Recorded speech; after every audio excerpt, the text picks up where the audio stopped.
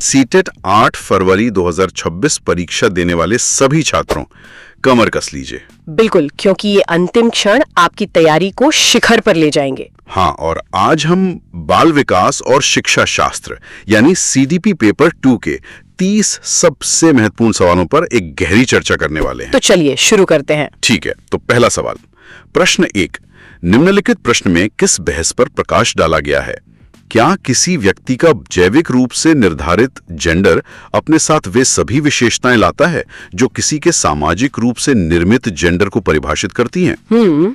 और ऑप्शंस हैं ए, प्रकृति परिवेश का विकास पर प्रभाव, बी, विकास का निरंतर विच्छिन्न दृष्टिकोण, सी, विकास का स्थिर अस्थिर दृष्टिकोण, या डी, योग्यता का अटल वृद्धिशील दृष्टिकोण। तो इसका सही जवाब है ए, प्रकृति परिवेश का विकास पर प्रभाव।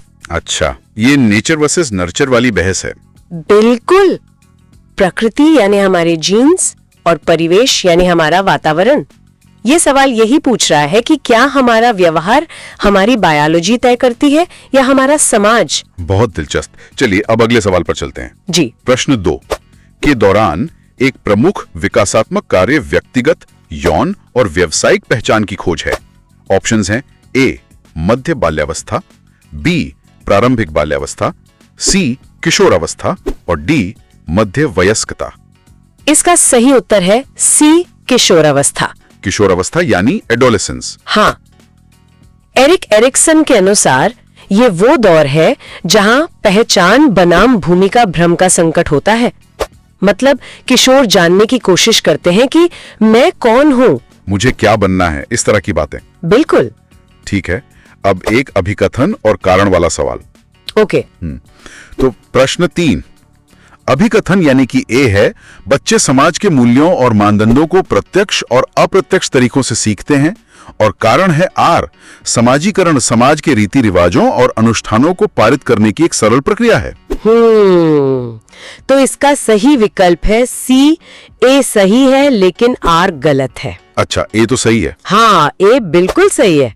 बच्चे देखकर सुनकर सीखते हैं, लेकिन आर गलत है क्योंकि समाजीकरण कोई सरल प्रक्रिया नहीं है। नहीं, ये तो बहुत जटिल है। बहुत जटिल और जीवन भर चलने वाली प्रक्रिया है। सही। चलिए अब आते हैं पियाजे पर। प्रश्न 4, जीन पियाजे के संज्ञानात्मक विकास के सिद्धांत के अनुसार निम्नलिखित में से कौन सी क्षमता औपचारिक संक्रियात्मक सोच को मूर्त संक्रियात्मक सोच से भिन्न करती है? और ऑप्शंस हैं ए, अमूर्त तर्क, बी, संरक्षण, सी, वस्तु स्थायित्व, डी, प्रतीकात्मक खेल। तो इसका सही जवाब है ए, अमूर्त तर्क, एब्स्ट्रैक्ट रीजनिंग। हाँ, मूर्त अवस्था में बच्चा सिर्फ उन चीजों के बारे में सोचता है जो सामने है, जिन्हें वो छू सकता है। और औपचारिक अवस्था में? औपचारिक अवस्था में वो काल्पनिक और अमूर्त विचारों जैसे न्याय या ईमानदारी के बारे में भी सोच सकता है। समझ गया। मतलब अगर ऐसा होता तो क्या होता वाली सोच। बिल्कुल। ठीक है, अब पियाजे की एक आलोचना पर सवाल है। प्रश्न 5, जीन पियाजे की एक महत्वपूर्ण आलोचना यह है कि वह विकास पर के प्रभाव पर पर्याप्त रूप से विचार करने में विफल थे। ए, परिपक्वता, बी, संस्कृति, सी, अनुभव, डी, क्रिया। इसका जवाब है बी, संस्कृति, कल्चर। जी। पियाजे ने विकास के सार्वभौमिक चरणों की बात की, मतलब सभी बच्चे एक जैसे विकसित होते हैं। लेकिन ऐसा तो नहीं होता। नहीं, आलोचक कहते हैं कि उन्होंने संस्कृति और सामाजिक परिवेश के प्रभाव को नजरअंदाज किया। सही बात है। कोहलबर्ग पर एक सवाल। प्रश्न 6, निम्नलिखित में से कौन सा एक सही सुमेलित युग्म है? ओके। दंड और आज्ञाकारिता उन्मुखीकरण, बुरे परिणामों से बचाओ। अच्छा लड़का अच्छी लड़की उन्मुखीकरण अधिक से अधिक संख्याओं के लिए सबसे अच्छा। कानून और व्यवस्था उन्मुखीकरण मानवता के लिए। और दी, सामाजिक अनुबंध उन्मुखीकरण दूसरों की धारणा पर ध्यान।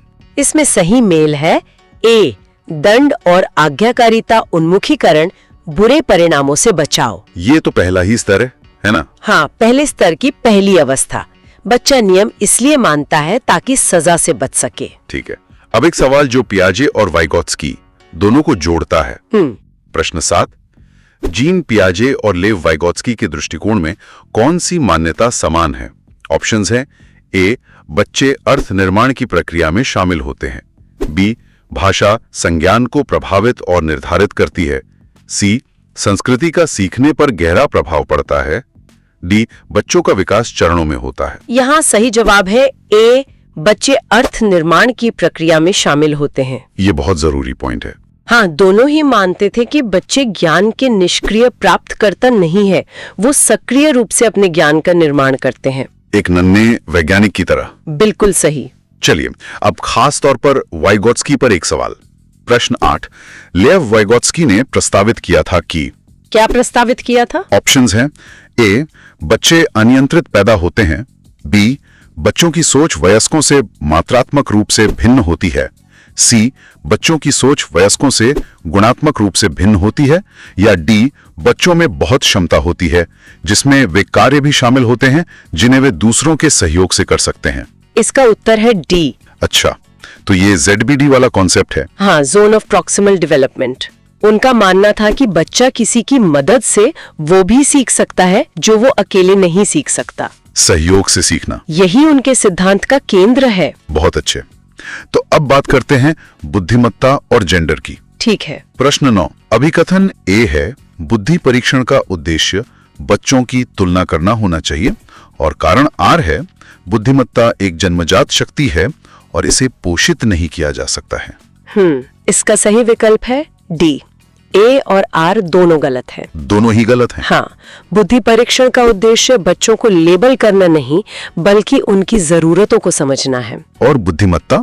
और बुद्धिमत्ता सिर्फ जन्मजात नहीं होती, उसे बढ़ाया जा सकता है, जिसे ग्रोथ माइंडसेट कहते हैं। सही। अगला सवाल है जेंडर रूढ़ियों पर। प्रश्न 10, एक शिक्षिका जो अपनी कक्षा में सचेत रूप से सभी जेंडर के वैज्ञानिकों के उदाहरण लेती है, वो क्या कोशिश कर रही है? ए, जेंडर रूढ़ियों को तोड़ें। बी, जेंडर भेदभाव को मजबूत करें। सी, जेंडर पहचान को सक्षम करें। या डी, जेंडर स्थिरता का निर्माण करें। इसका उत्तर तो बहुत स्पष्ट है, ए, जेंडर रूढ़ियों को तोड़ें। हाँ, क्योंकि पारंपरिक रूप से विज्ञान को पुरुषों का क्षेत्र माना जाता रहा है। बिल्कुल। जब वो महिला वैज्ञानिकों के उदाहरण देती है तो वो इस रूढ़ी को चुनौती दे रही है। ये बहुत ही जरूरी कदम है। अब एक और अभिकथन कारण वाला सवाल इसी से जुड़ा। पूछिए। प्रश्न 11, अभिकथन ए, सभी लड़कियां मेहनती और ईमानदार होती हैं जबकि लड़के बुद्धिमान और रोबदार होते हैं। कारण आर, लड़के और लड़कियों के जैविक मस्तिष्क में अंतर ही उनके व्यक्तित्व में सभी मतभेदों का कारण है। इसका जवाब भी डी। ए और आर दोनों गलत हैं। ए तो सीधा सीधा स्टीरियोटाइप। हाँ बिल्कुल, और आर भी अवैज्ञानिक है। लड़कियों के मस्तिष्क में इतने बड़े जैविक अंतर नहीं होते, ज्यादातर अंतर सामाजिक कंडीशनिंग की वजह से होते हैं। हाँ, ठीक है। अब कक्षा में व्यक्तिगत भिन्नताओं की बात करते हैं। प्रश्न 12, विद्यार्थियों के सीखने की प्राथमिकताओं में व्यक्तिगत भिन्नताओं को किस रूप में देखा जाना चाहिए? ए, असामान्य मापन। बी, संज्ञानात्मक असामान्यता। सी, विकासात्मक कमियां। या डी, विविधता का सामान्य चित्रण। इसे डी, विविधता का सामान्य चित्रण के रूप में देखा जाना चाहिए। मतलब ये एक सामान्य बात है। हाँ, हर बच्चा अलग होता है। इसे किसी कमी के रूप में नहीं बल्कि कक्षा की एक सकारात्मक विशेषता के रूप में देखना चाहिए। बहुत बढ़िया। अब आते हैं आकलन या असेसमेंट पर। ठीक है। प्रश्न 13, वह आकलन जो किसी विद्यार्थी के प्राप्त अंकों को अन्य विद्यार्थियों के औसत प्रदर्शन से तुलना करने के लिए किया जाता है, क्या कहलाता है? ए, मानदंड संदर्भित। बी, प्रारूप संदर्भित। सी, मानक संदर्भित। या डी, आत्म संदर्भित।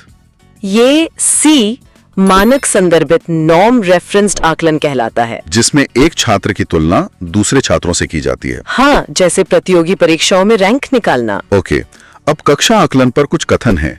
प्रश्न 14, कौन से कथन सही हैं? आए, आकलन को छात्रों की संज्ञानात्मक प्रक्रियाओं को प्रभावित करना चाहिए। आए, आकलन को सीखने के अनुभव के रूप में काम करना चाहिए। IV, आकलन को डर और तनाव पैदा करना चाहिए। एंड 4, आकलन मानकीकृत होने चाहिए। तो यहाँ सही विकल्प है बी, I और II। मतलब I और IV गलत हैं? बिल्कुल। आकलन का उद्देश्य डराना नहीं, मदद करना है, और कक्षा में ज्यादातर आकलन अनौपचारिक होने चाहिए, मानकीकृत नहीं। सही। अगला सवाल भी इससे जुड़ा है। प्रश्न 15, कौन सा प्रश्न विद्यार्थियों में आलोचनात्मक चिंतन कौशल को बढ़ावा देगा? बताइए ऑप्शंस। ए, 2 अखबारों के लेखों में निहित मान्यताओं की पहचान करें। बी, लेख में संज्ञाओं को पहचानें। सी, नए शब्दों की सूची बनाएं। डी, एक उपयुक्त शीर्षक सोचें। यहाँ सबसे अच्छा विकल्प है ए। क्योंकि इसमें विश्लेषण करना है। हाँ, बाकी 3 विकल्प याद करने या सामान्य समझ पर आधारित है, लेकिन विकल्प ए में छात्र को 2 अलग-अलग दृष्टिकोणों का विश्लेषण करना है। यही क्रिटिकल थिंकिंग है। बहुत बढ़िया। अब अगला सवाल शिक्षकों के पूर्वाग्रह पर है। जी। प्रश्न 16। अभिकथन ए, खराब लेखन क्षमता वाले छात्रों को अक्सर बौद्धिक रूप से अक्षम के रूप में चित्रित किया जाता है। कारण आर, शिक्षकों में अंतर्निहित पूर्वाग्रह होते हैं जो छात्रों के विकास को प्रभावित कर सकते हैं। इसका सही उत्तर है ए और आर दोनों सही हैं तथा एक ही आर सही व्याख्या करता है। ये तो एक गंभीर समस्या है। हाँ, कभी-कभी शिक्षक किसी एक क्षेत्र की कमजोरी को बच्चे की पूरी बुद्धिमत्ता से जोड़ लेते हैं। इसे पिग्मेलियन प्रभाव भी कहते हैं। अच्छा, चलिए अब देखते हैं कि कक्षा में विविधता को कैसे बढ़ावा नहीं देना चाहिए। ध्यान दीजिएगा, सवाल नहीं पर है। ठीक है। प्रश्न 17। कौन सा तरीका विविधता को बढ़ावा देने के लिए नहीं है? ए, पाठ्यक्रम में विभिन्न दृष्टिकोणों को शामिल करना है। बी, विद्यार्थियों को उनकी पहचान के लिए प्रोत्साहित करना है। सी, विद्यार्थियों की पृष्ठभूमि के आधार पर पूर्वाग्रह के अनुकूल व्यवहार करना है। या डी, अलग अलग पृष्ठभूमि के व्यक्तियों से बातचीत के अवसर देना। इसका सही जवाब है सी। ये विविधता को बढ़ावा नहीं देता बल्कि भेदभाव को मजबूत करता है। बिल्कुल। अब बात करते हैं लर्निंग डिसेबिलिटीज की। हाँ। प्रश्न 18। अधिगम अक्षमता और उससे होने वाली चुनौती का सही मेल कौन सा है? ए, गुणज वैकल्य, पढ़ने की क्षमता। बी, लेखन वैकल्य, सूक्ष्म पेशीय कौशल। सी, पठन वैकल्य, संख्याओं। डी, गति समन्वय वैकल्य, देख, सुन, बोल पाने की क्षमता। यहाँ सही मेल है बी, लेखन वैकल्य, सूक्ष्म पेशीय कौशल और वर्तनी को प्रभावित करता है, जिसे डिस्ग्राफिया भी कहते हैं। हाँ, इसमें बच्चों को लिखने में और स्पेलिंग में दिक्कत होती है। और ऑटिज्म। प्रश्न 19। स्वलीनता से जूझ रहे विद्यार्थियों को किसमें आसानी होती है? ए, अजनबियों से संवाद करने में। बी, आई कांटेक्ट में। सी, परिचित दिनचर्या का पालन करने में। या डी, गतिविधियों में तेजी से बदलाव करने में। इसका जवाब है सी, परिचित और पूर्वानुमानित दिनचर्या का पालन करने में। उन्हें रूटीन पसंद होता है। हाँ, उन्हें बदलाव पसंद नहीं आते। एक तय रूटीन होने से उन्हें सुरक्षा महसूस होती है। ठीक है। और प्रतिभाशाली बच्चों के बारे में क्या? प्रश्न 20। प्रतिभाशाली बच्चों के बारे में कौन सा कथन सही नहीं है? बच्चे प्रतिभाशाली हो सकते हैं और उनमें कोई अक्षमता भी हो सकती है। बच्चे एक से अधिक प्रकार की बुद्धि में प्रतिभाशाली हो सकते हैं। प्रतिभाशाली बच्चे विशेष क्षमताओं के साथ पैदा होते हैं। प्रतिभाशाली बच्चों में जिज्ञासा की भावना कम होती है। जो कथन सही नहीं है वो है डी। ये तो बिल्कुल उल्टा है। हाँ, प्रतिभाशाली बच्चों में असाधारण जिज्ञासा होती है और उनकी कल्पना शक्ति बहुत तेज होती है। चलिए अब आखिरी हिस्से पर आते हैं, सीखने की प्रक्रिया पर। जी। प्रश्न 21। विद्यार्थियों द्वारा स्वयं की त्रुटि का विश्लेषण करना ए, समझ में फासला पैदा करता है। बी, अधिसंज्ञानात्मक कौशलों में बाधा डालता है। सी, निरर्थक गतिविधि है। या डी, अधिगम को स्मृति में बनाए रखने में सहायता करता है। सही उत्तर है डी, गलतियों से सीखना। बिल्कुल। जब छात्र अपनी गलतियों का विश्लेषण करते हैं तो उनकी समझ गहरी होती है और वो गलती दोबारा नहीं करते। सही। अब ज्ञान के 2 प्रकारों पर सवाल। प्रश्न 22। घोषणात्मक और प्रक्रियात्मक ज्ञान के बारे में कौन से कथन सही है? ए, घोषणात्मक ज्ञान कैसे पर जोर देता है। बी, घोषणात्मक ज्ञान विश्लेषणात्मक है। सी, प्रक्रियात्मक ज्ञान कार्यविधि उन्मुख होता है। डी, प्रक्रियात्मक ज्ञान तथ्यात्मक होता है। सही कथन है सी, प्रक्रियात्मक ज्ञान आमतौर पर कार्यविधि उन्मुख होता है। समझ गया। अगला सवाल। प्रश्न 23। जिन विषय वस्तुओं को सीखने के लिए मौजूदा ज्ञान को बदलना पड़े, उन्हें सीखने में समय लगता है और वे अवधि के लिए याद रहती हैं। ऑप्शंस है ए, लंबा लंबी। बी, लंबा कम। सी, कम कम। डी, कम लंबी। सही जवाब? जवाब है ए, लंबा लंबी।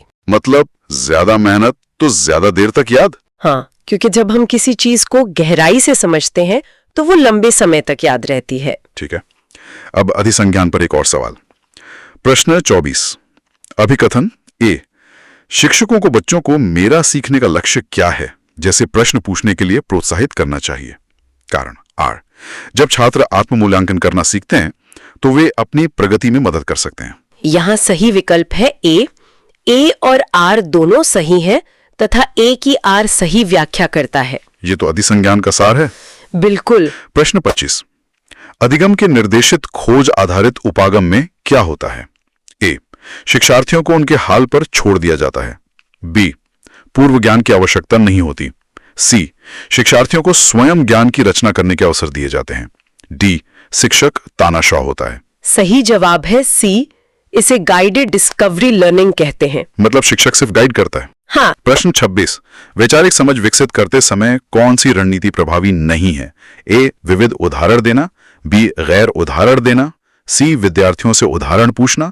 डी, परिभाषा को ज्यों का त्यों याद करने के लिए कहना। जो प्रभावी नहीं है वो है डी, परिभाषा को ज्यों का त्यों याद करने के लिए कहना। रटना। हाँ, रटना वैचारिक समझ का दुश्मन है। ठीक है।